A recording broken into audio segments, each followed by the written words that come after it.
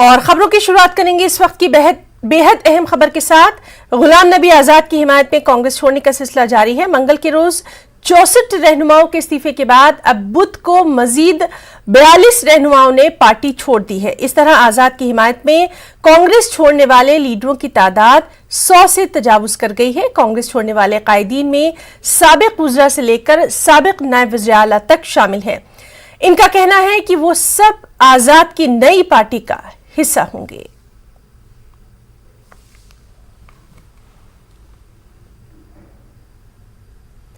जम्मू कश्मीर में कांग्रेस की बका पर बनाई है। गुलाम नबी आजाद के राह इख्तियार करने के बाद उनके हामी जोक तर जोक उनके नक्श कदम पर चल पड़े हैं।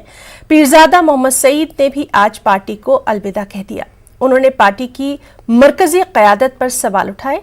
पीरजादा मोहम्मद का कहना है कि कांग्रेस हर गुजरते दिन के साथ कमजोर होती जा रही है। क़यादत फैसला लेने की सलाहियत खो चुकी है। पीरजादा मोहम्मद सईद की शिकायत है कि 3 साल से हम हाई कमान से कश्मीर की तरफ तवज्जो देने के लिए कह रहे थे, पर कोई सुनने वाला नहीं। मेरे आंखों में आंसू आते हैं जब मैं कहता हूं कि मैं और मेरा खानदान जब से यहाँ कांग्रेस बनी है रियासत जम्मू कश्मीर में, हम इसके साथ शाना बशाना चलते थे और तकरीबन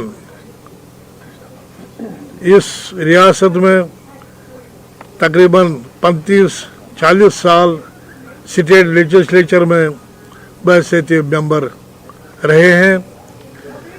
लेकिन आज मुझे दुख होता है ये कहते हुए, मैं भी खुद यूथ कांग्रेस का स्टेट प्रेसिडेंट रहा, कांग्रेस का जनरल सेक्रेटरी रहा, वाइस प्रेसिडेंट रहा और कांग्रेस का स्टेट कांग्रेस का प्रेसिडेंट भी रहा, मिनिस्टर भी 4-5 दफा। और आज मुझे दुख के साथ कहना पड़ता है कि मैं कांग्रेस से मुस्तफी हो रहा हूँ।